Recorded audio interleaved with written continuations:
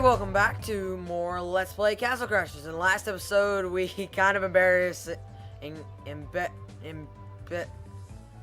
we died on the last episode in Lava World, so I think I'm gonna try my hand at the Industrial Castle. So all you need from the Industrial Castle is basically to defeat Lava World or get to the point where you have sandwiches and can become beefy. Which is pretty much the only time in the game where that size is mentioned as anything but beefy. Or anything besides beefy. So, between this episode and the last episode, I haven't been playing Castle Crashers for a while. So, my gameplay will probably be not as good as it was before I started. So, just be patient with me. It was going wonky for a little bit. Well, for you guys, it will be just like next episode, next upload. But for me, it's been like... I don't know, probably like 3 weeks since recording the last Castle Crashers episode, so I don't know, maybe muscle memory will kick in and I'll just remember everything, which would be awesome, but I don't know, it's not usually my luck. So if you have the shovel, you can come up here and dig this out. I'm not sure what it is, but I know it's here. The scythe, it's a pretty cool weapon.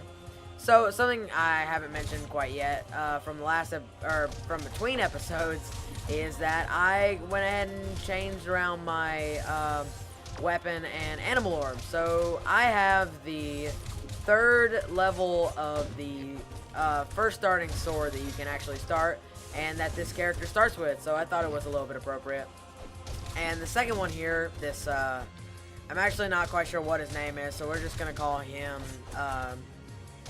what is it, Apple? Because the some people may get that joke, I don't know. From the Cinnamon Toast and Apple commercials, Cinnamon Toast, it's not cinnamon. That was stupid. And that was the wrong button. So we're off to a great start, taking nearly half of the damage and health. Alright, so the Industrial Castle isn't that hard, but if you don't watch yourself, you can really die very quickly to traps. Something I thought playing the first time actually is because I was the Lightning Knight, I thought I was immune to this lightning, and I tried running through it.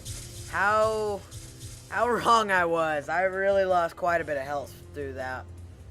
So on this ladder, probably the hardest part of it is there's just kind of a gauntlet of enemies in this really small area where it's somewhat difficult to see, and the 3rd dimensional angling can be a bit difficult also. So, I forgot I had that move. That's a godsend here.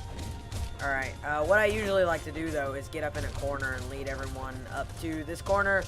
It's not only where you can see the best, but it's also where there's a wall. Well, there's a metaphorical wall that you can press people against. So the Applejack guy I have back here, Applejacks, I think, is what I was going for. He shoots lasers, which you've probably seen and just now saw.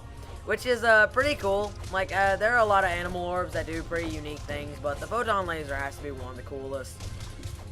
That and the fact that, to my knowledge, he's the only animal orb that bounces when he, like, follows you, which is really cool. So, that's not the most difficult thing in the world. I am, however, going to use a potion because we do have a fight coming up here. Not these guys. These guys are relatively easy. Okay. I really want to avoid his magic. Didn't do it.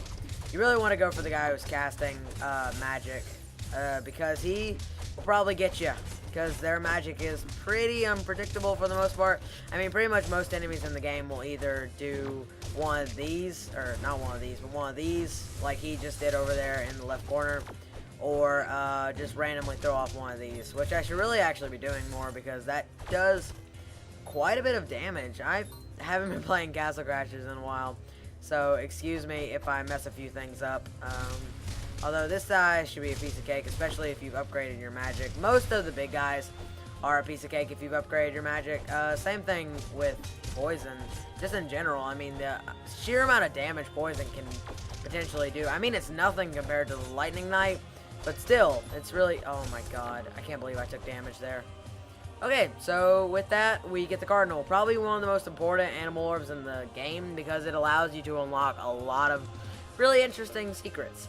So, it's boss time! We get to fight this little machine. So I believe this is the first one.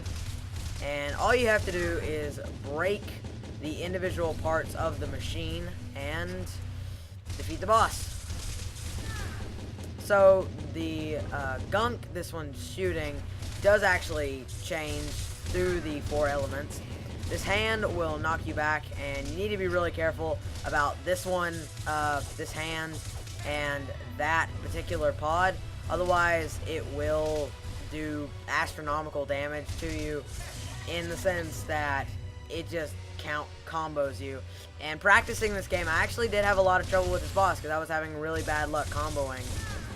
Overall, though, this boss is pretty easy. Like, I wouldn't put it at even close to the hardest boss list, because the most difficult part about this fight is being able to aim for the cannon that comes around.